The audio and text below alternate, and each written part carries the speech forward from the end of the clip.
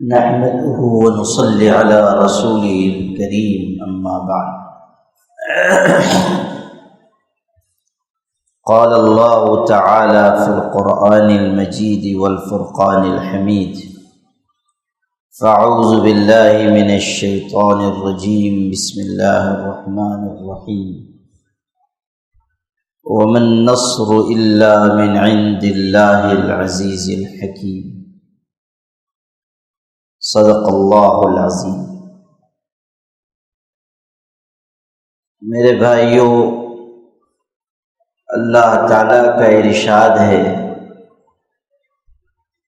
مدد صرف اللہ کی طرف سے ہوتی ہے جو زبردست ہے، حکمت والا ہے۔ قرآن مجید ہمیں بتاتا ہے کہ مدد کرنے والی ذات اللہ کی ہے۔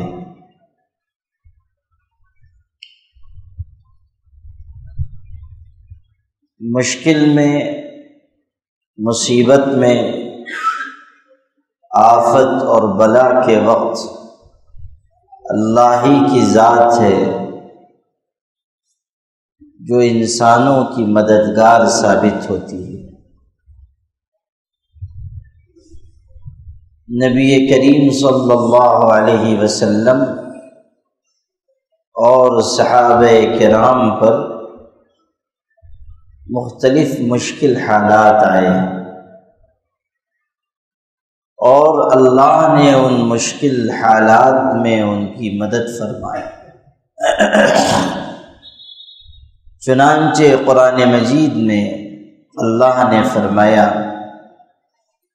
لقد نصركم الله في مواطن كثيرة ويوم حنين إذ أعجبتكم كثرتكم، کہ اللہ نے بہت سی جگہوں پر تمہاری مدد فرمائی اور حنین کی لڑائی کے موقع پر بھی مدد فرمائی۔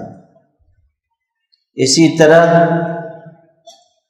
اسلام اور کفر کے درمیان جو پہلی لڑائی لڑی گئی جس میں مسلمان تھوڑے سے تھے 313 اور سامنے 1000 سے زیادہ دشمنوں کا لشکر تھا، ان کے پاس ساز و سامان اور ہتھیار بھی نہیں تھا، اور مشرکوں کے پاس اس زمانے کے اعتبار سے خوب سارے ہتھیار، سواریاں، گھوڑے اور ساز و سامان تھے، لیکن اللہ نے اس مٹھی بھر ایمان والوں کی جماعت کو اس بڑے لشکر پر فتح عطا فرمائی۔ اور قرآن مجید میں یہ بتایا کہ لقد نصرکم اللہ ببدر وانتم اذلہ، کہ بدر کے وقت اللہ نے تمہاری مدد کی، حالانکہ تم کمزور تھے، اللہ نے تم کو اپنی مدد سے غلبہ عطا کر دیا۔ پتہ یہ چلا کہ مدد کرنے والی ذات اللہ کی ہے، اور یہ بھی کہ اللہ کی مدد سے کمزور طاقتور ہو جاتے ہیں، اللہ کی مدد سے بے سر و سامان میر سامان بن جاتے ہیں، اللہ کی مدد سے جو نیچے ہیں وہ اوپر ہو جاتے ہیں، جو مغلوب ہیں وہ غالب ہو جاتے ہیں۔ قرآن مجید ہی میں آپ پڑھیں گے، ارشاد ہے کم من فئۃ قلیلۃ غلبت فئۃ کثیرۃ بإذن اللہ، کہ کتنی چھوٹی چھوٹی ایسی جماعتیں ہیں کہ جو اللہ کے حکم سے بڑی بڑی جماعتوں پر غالب آئی۔ یہ جو غلبہ ہوا وہ کس لیے ہوا؟ اللہ کی مدد کی وجہ سے ہوا۔ تو قرآن مجید بتا رہا ہے کہ اللہ ہی مدد کرتا ہے، اسی نے مدد فرمائی حضرت نبی کریم صلی اللہ علیہ وسلم کی اور اس دور کے ایمان والوں کی، اور اب بھی وہی مدد فرمائے گا۔ اس لیے کہ مدد کرنے والی ذات اسی کی ہے۔ اس لیے انسان کا رشتہ اللہ سے مضبوط رہے، اور یہ بھی کہ نیکی اور بھلائی کے کاموں کو وہ انجام دے تاکہ اللہ کی مدد اور نصرت اس کو ملے۔ نیکی کا یہ فائدہ ہے کہ انسان کی مصیبت کے وقت میں مدد ہوگی۔ آپ قرآن مجید میں حضرت یونس علیہ السلام کا قصہ پڑھیں۔ وہ اپنی قوم کو چھوڑ کر چلے گئے، اللہ کے حکم کا انتظار انہوں نے نہیں کیا اور اپنی قوم کو چھوڑ کر نکل پڑے۔ اس کا نتیجہ یہ ہوا کہ کشتی میں جب سوار ہو کر جا رہے تھے تو طوفان آ گیا، اور اس زمانے کے ایک مزاج کے مطابق جو لوگ اس میں سوار تھے کشتی میں، انہوں نے یہ بتایا کہ ایسا معلوم ہوتا ہے کہ کشتی میں کوئی ایسا آدمی آ گیا ہے جو اپنے آقا سے فرار ہو کر آیا ہے، جو اپنے آقا سے بھاگ کر آیا ہے۔ جب تک وہ نہیں نکلے گا کشتی طوفان سے نہیں نکلے گی۔ نتیجہ یہ ہوا کہ حضرت یونس علیہ السلام کو پانی میں ڈال دیا گیا، اور جیسے ہی ان کو دریا میں ڈالا گیا ایک بہت بڑی مچھلی منہ کھول کر آئی اور اس نے ان کو نگل لیا۔ اب آپ اندازہ کیجئے کہ مچھلی نے ان کو نگل لیا ہے، اور مچھلی سمندر کی تہ میں چلی گئی ہے۔ زندگی بچنے کا کوئی امکان باقی رہا؟ کوئی زندہ رہ سکے گا؟ وہ مچھلی کا پیٹ ہے، وہ کوئی مکان تو ہے نہیں کہ انسان وہاں اطمینان سے آرام کرے۔ مچھلی نے نگل لیا اور وہ بھی اندر چلی گئی۔ قرآن مجید میں آپ پڑھیں، حضرت یونس علیہ السلام کے واقعے میں نادا فی الظلمات، اندھیریوں میں انہوں نے اللہ کو پکارا۔ اندھیریوں میں، اندھیریاں مچھلی کے پیٹ کی اندھیری، سمندر کی اندھیری، اور پھر رات کی اندھیری، تین اندھیریاں جمع ہو گئی۔ اندھیرا تھا رات کا، مچھلی کے پیٹ کا، اور سمندر کی گہرائی کا، اندر نیچے اتر گئی۔ ان اندھیریوں میں انہوں نے اللہ کو پکارا، اور وہ بھی واقعہ آپ کو کے ذہن میں رہے کہ جب مچھلی اندر گئی، بالکل تہ کے پاس پہنچ گئی، اور حضرت یونس علیہ السلام مچھلی کے پیٹ میں ہیں، تو حضرت یونس نے سنا کہ جو سمندر کی تہ میں کنکریاں تھیں وہ تسبیح پڑھ رہی تھی، اللہ کا نام لے رہی تھی۔ تو وہ کنکریوں کی تسبیح سن کر حضرت یونس کو خیال ہوا کہ میں بھی اللہ کو پکاروں، میں بھی تسبیح پڑھوں۔ تو انہوں نے تسبیح پڑھی، اور تسبیح کیا پڑھی؟ اللہ کا نام کیا لیا؟ لا الہ الا انت سبحانک انی کنت من الظالمین۔ یہ جو آیت کریمہ جس کو ہم لوگ کہتے ہیں، یہ بہت طاقتور تسبیح ہے، یہ بہت طاقتور وظیفہ ہے۔ حضرت یونس نے مچھلی کے پیٹ میں اندر سمندر کی تہ میں یہ پڑھا۔ اب ایک بات اس سے اگلی سنیے، جب ان کی یہ تسبیح آسمانوں پر پہنچی تو فرشتوں نے اللہ کی بارگاہ میں عرض کیا کہ اللہ، ایک جانی پہچانی آواز آ رہی ہے، لیکن ہم سمجھ نہیں پا رہے ہیں کہ کس کی آواز ہے۔ یعنی آواز تو ہماری سنی ہوئی ہے، مطلب یہ کہ وہ پہلے ذکر کرتے تھے نا، اللہ کو یاد کرتے تھے، تسبیح پڑھتے تھے، تو وہ آوازیں آسمان پر جاتی تھیں، تسبیحات آسمان پر جاتی تھیں۔ تو فرشتوں نے کہا کہ آواز تو سنی ہوئی ہے، لیکن ہم نہیں جان پا رہے ہیں کہ کون تسبیح پڑھ رہا ہے، کون آپ کو پکار رہا ہے۔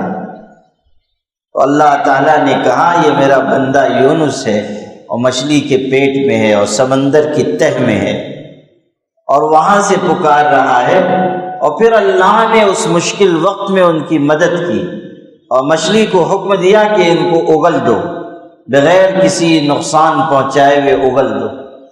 اور جب اللہ نے مچھلی کو انہیں نگلنے کا حکم دیا تھا، اب تو اگلنے کا حکم ہوا، لیکن جب نگلنے کا حکم دیا تھا تب بھی یہ کہا تھا کہ یونس کو تم نگل تو لو، لیکن وہ تمہاری خوراک نہیں ہے، تمہارے پیٹ میں وہ رہے گا۔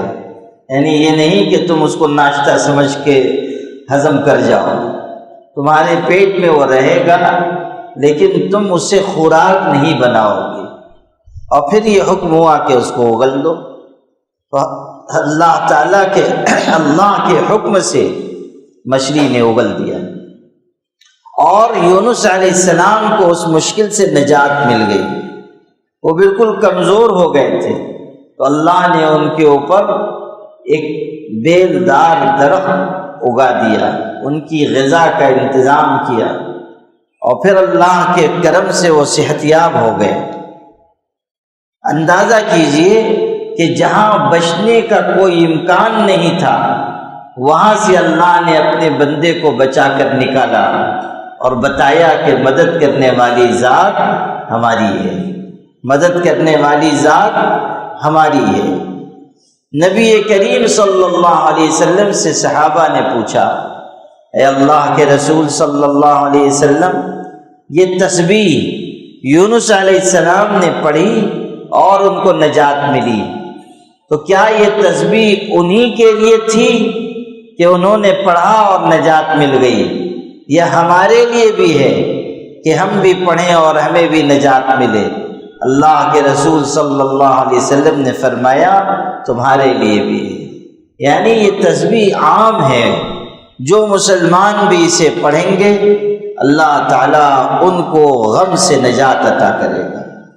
جب انسان کسی مشکل میں ہو، پریشانی میں ہو، کسی کلفت اذیت میں ہو، اس کو چاہیے کہ وہ یہ پڑھے، لا الہ الا انت سبحانک انی کنت من الظالمین۔ آدمی بیمار ہے یہ تسبیح پڑھے، آدمی تنگ دستی میں ہے یہ تسبیح پڑھے، 100 مرتبہ یہ تسبیح پڑھ لے، 200 مرتبہ پڑھ لے۔ اللہ نے اس تسبیح میں طاقت رکھی ہے، اثر رکھا ہے، اس وظیفے میں اللہ نے تاثیر رکھی ہے، اور آسان ہے بالکل، کوئی بہت لمبی چوڑی دعا نہیں ہے کہ انسان سوچے کہ میں نہیں پڑھ سکتا ہوں یا اس کے پڑھنے میں مشقت ہے، نہیں، آسان ہے، اور اکثر لوگوں کو یاد رہتی ہے۔ نہیں بھی یاد ہو تو یاد کرنی چاہیے، کچھ کام خود بھی کرنا چاہیے۔ تو لا الہ الا انت سبحانک انی کنت من الظالمین، آسان سی چیز ہے، اس کو انسان یاد کر لے اور پڑھا کرے۔ تو حضرت یونس علیہ السلام کو اللہ نے مدد پہنچائی اس وقت جب کہ وہ مشکل میں تھے، اور اللہ کی یہی شان ہے کہ اللہ مشکل وقت میں مدد فرماتا ہے۔ نبی کریم صلی اللہ علیہ وسلم نے بھی ایک واقعہ سنایا جس میں اللہ کی مدد نیکی کی برکت سے ظاہر ہوئی، وہ آپ کو سناتا ہوں۔ فرمایا کہ بنی اسرائیل میں 3 لوگ تھے اور وہ سفر کر رہے تھے، اچانک زوردار بارش ہوئی اور طوفان آیا، وہ گھبرا گئے اور بھاگے دوڑے گئے، ایک غار میں انہوں نے پناہ لی، پہاڑ میں ایک کھو تھی، غار، اس میں چلے گئے اور وہاں جا کر پناہ لی، یہ خیال کیا کہ یہاں محفوظ رہیں گے۔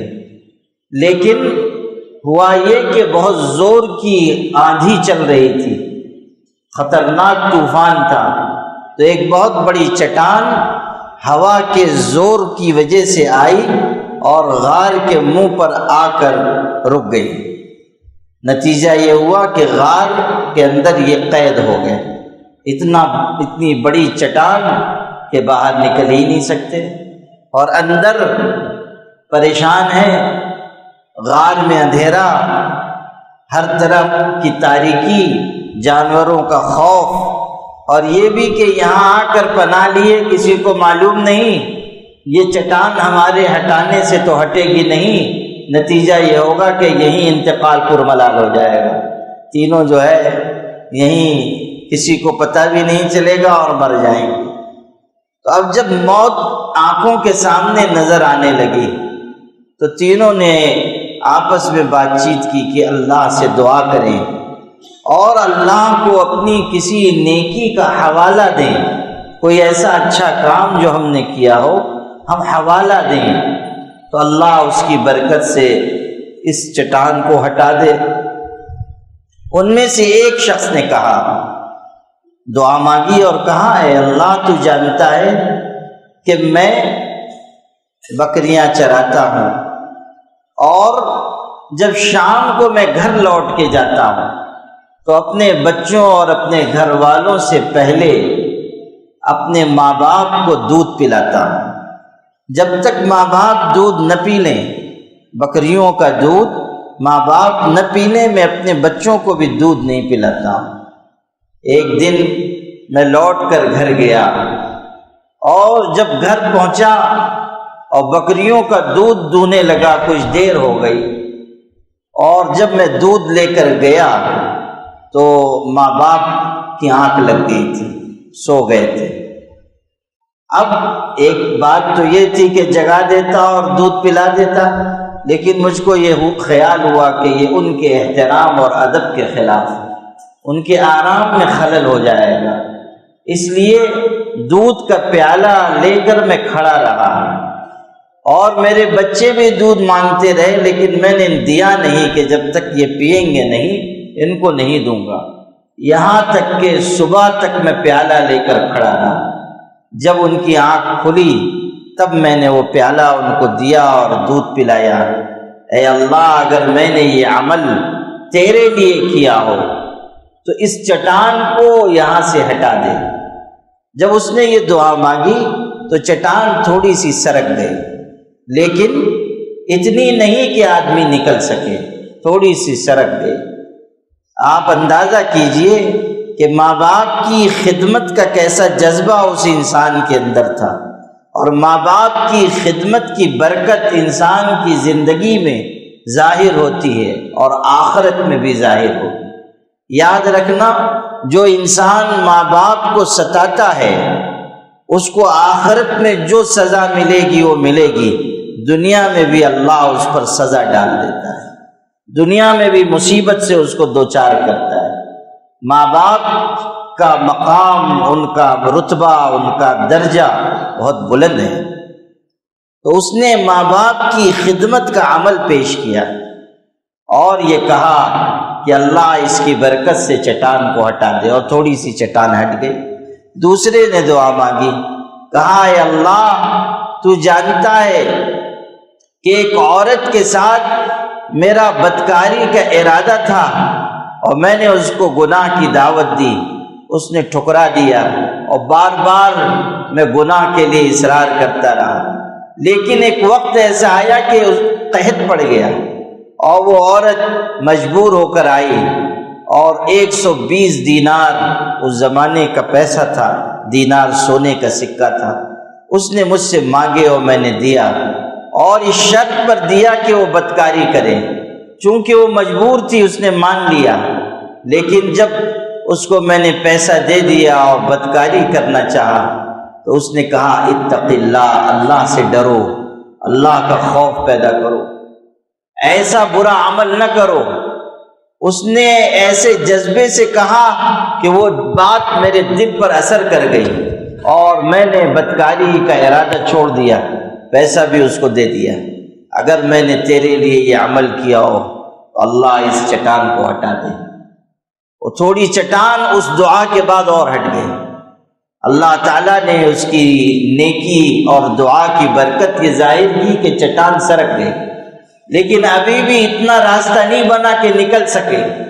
تو تیسرے شخص نے دعا مانگی، اس نے کہا اللہ تو جانتا ہے کہ میرے پاس لوگ کام کرنے کے لیے آتے تھے، اور ایک دفعہ مزدوروں نے مزدوری کی، کام کیا، میں نے سب کی مزدوری دے دی، لیکن ایک مزدور ایسا تھا کہ وہ مزدوری لیے بغیر چلا گیا۔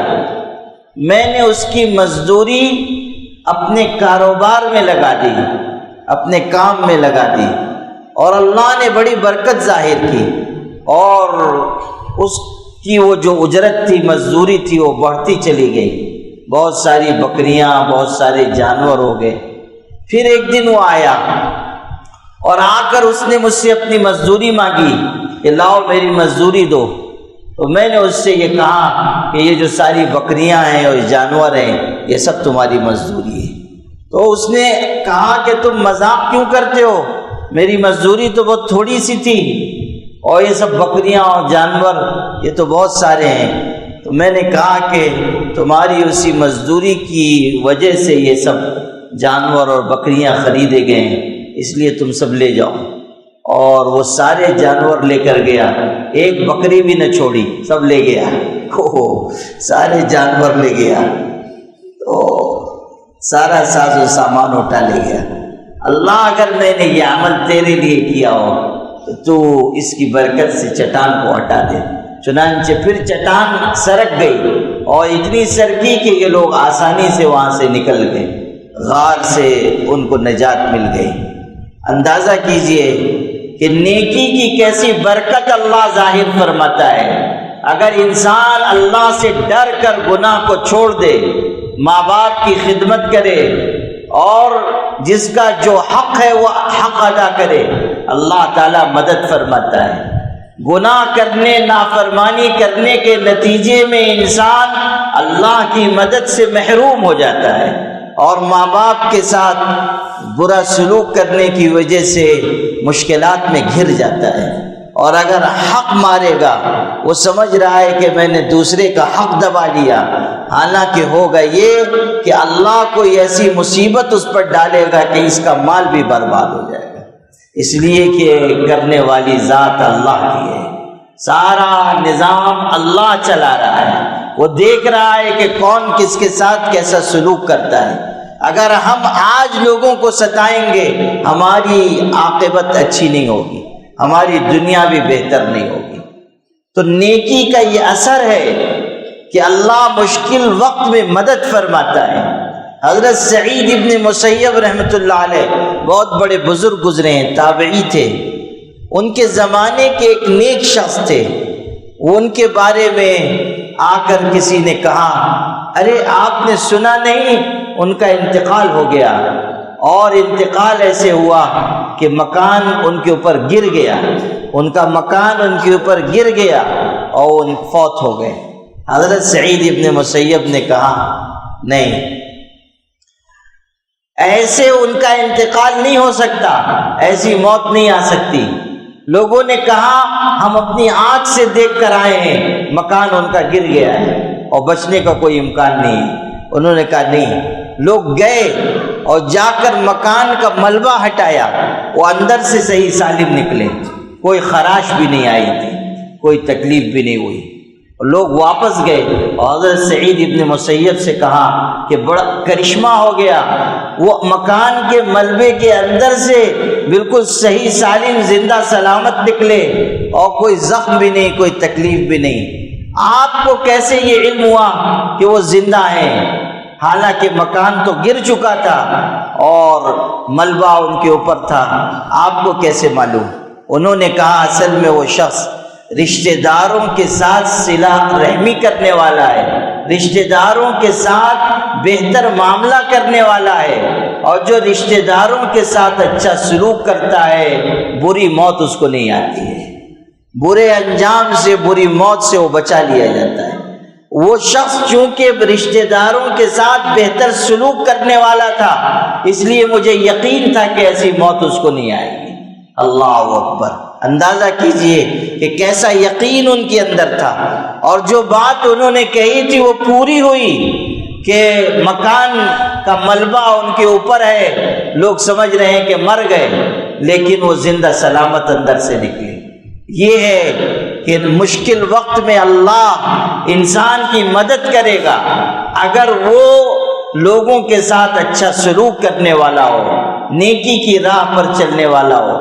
حضرت عبداللہ ابن مبارک محدث گزرے ہیں، ایک شخص ان کے پاس آیا، سیر اعلام النبلاء کتاب ہے، اس میں یہ واقعہ ہے۔ ایک شخص آیا، آ کر کہنے لگا کہ یہ گھٹنے میں ایک زمانے سے تکلیف ہے اور اس سے خون رستا ہے اور 7 سال ہو گئے ہیں، زخم بھرا نہیں، تکلیف برابر ہے، دنیا جہان کا علاج کر لیا مگر تکلیف نہیں جاتی ہے۔ حضرت نے کچھ دیر سوچا، پھر فرمایا جاؤ، جہاں ضرورت ہوگی وہاں جا کر کنواں کھدوا دو، جہاں لوگوں کو پانی کی محتاجی ہو وہاں کنواں کھدوا دو۔ مجھے اللہ کی ذات سے امید ہے کہ جب وہاں سے پانی کا چشمہ نکلے گا تو تمہارا یہ زخم رسنا بند ہو جائے گا، خون اس کا بند ہو جائے گا، وہاں پانی نکلے گا اور یہاں جو خون نکل رہا ہے وہ رک جائے گا۔ اس نے ان کی ہدایت پر عمل کیا، ایک ضرورت کی جگہ کنواں کھدوایا اور اس میں سے پانی نکلا، اور جیسے جیسے پانی اس میں سے ابلتا گیا اس کا زخم سوکھتا چلا گیا اور خون کا رسنا بند ہو گیا، اور عرصے سے جو بیماری تھی اور جو کسی علاج سے نہیں جا رہی تھی، اس نیکی کی برکت سے وہ بیماری چلی گئی۔ یہ ہے کہ انسان اگر بھلائی کا کام کرے گا، لوگوں کی ضرورت پوری کرے گا، صدقہ خیرات کرے گا، اللہ کی راہ میں خرچ کرے گا، اللہ مشکل وقت میں اس کی مدد کرے گا، بیماری اور پریشانی کے وقت میں مدد فرمائے گا، نصرت فرمائے گا۔ اس لیے میرے بھائی، ہم سب بھی نیکی اور طاعت اور بھلائی کے کاموں کی عادت ڈالیں۔ ہم پریشانیوں سے جوجھ رہے ہوتے ہیں لیکن ہمیں یہ خیال نہیں آتا کہ توبہ کریں، استغفار کریں، نیکی کی کثرت کریں، ہم اللہ کی طرف رجوع کریں۔ مشکل وقت میں ہمارے ذہن میں یہ بات آنی چاہیے کہ مسائل کو حل کرنے والی ذات اور مدد کرنے والی ذات صرف اللہ کی ہے، اس لیے میں اللہ کی طرف لوٹ جاؤں، اللہ سے مانگوں گا تو اللہ مجھ کو عطا فرمائے گا۔ ربنا تقبل منا انك انت السميع العليم وتب علينا انك انت التواب الرحيم۔ اللہ اپنے کرم سے ہمارے گناہوں کو معاف فرما، اللہ تعالی ہماری لغزشوں کو معاف فرما، ہماری کوتاہیوں کو معاف فرما، ہماری پریشانیوں کو دور فرما۔ اللہ ہمیں راحت عطا فرما، رحمت عطا فرما، نجات عطا فرما، سہولت عطا فرما، عافیت عطا فرما۔ اے اللہ، ہر قسم کی اندھیریوں سے ہمیں دوری عطا فرما۔ اللہ تعالی گناہوں سے، نافرمانیوں سے ہمیں خلاصی عطا فرما۔ اے اللہ، طاعت کی طرف ہمیں جھکاؤ عطا فرما۔ اللہ تعالی اچھے عمل کی توفیق عطا فرما، برے عمل سے ہماری حفاظت فرما۔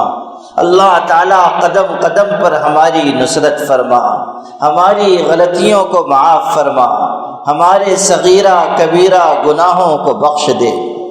اللہ تعالی رمضان کی قدر کی توفیق عطا فرما، رمضان میں خوب عبادت کا موقع عطا فرما۔ اللہ تعالی ہمیں حق حلال کی روزی اور کمائی عطا فرما، حرام کے لقموں سے حفاظت فرما۔ اللہ تعالی سجدوں کی کثرت عطا فرما۔ اللہ تعالی صحت، قوت، عفت، حسن اخلاق اور رضا بالقدر عطا فرما۔ اللہ امانت عطا فرما، دیانت عطا فرما، خلوص عطا فرما، للہیت عطا فرما۔ اللہ تعالی الجھنوں سے حفاظت فرما۔ اللہ تعالی ہدایت کے بعد گمراہی سے حفاظت فرما، ایمان کے بعد کفر سے حفاظت فرما۔ اللہ تعالی ہمارے دلوں کی غفلت کو دور فرما۔ اللہ تعالی ہمارے دلوں کی غفلت کو دور فرما۔ اللہ تعالی ہمیں نجات و ہدایت عطا فرما۔ اللہ تعالی ہمیں نجات و ہدایت عطا فرما۔ اللہ تعالی ہمارے روزے کو، تراویح کو، تہجد کو، تلاوت کو، ذکر کو، فکر کو قبول فرما۔ اللہ تعالی ہر قدم پر ہماری مدد فرما، ہماری نصرت فرما۔ اللہ تیرے محتاج بندے ہیں، تیرے در پر ہاتھ پھیلا کر آئے ہیں۔ اللہ ہماری تمام ضرورتوں کو غیبی خزانوں سے پورا فرما۔ اللہ تعالی ہم پر رحم فرما، ہم پر رحم فرما، ہمارے کاموں کو بنا دے، ہماری قسمت سنوار دے، دنیا اور آخرت میں ہمیں کامیابی عطا فرما۔ ربنا افرغ علينا صبرا وثبت اقدامنا وانصرنا على القوم الكافرين۔ اللهم لا سهل الا ما جعلته سهلا وانت تجعل الحزن سهلا اذا شئت۔ وصلى الله على النبي الكريم محمد وآله وصحبه۔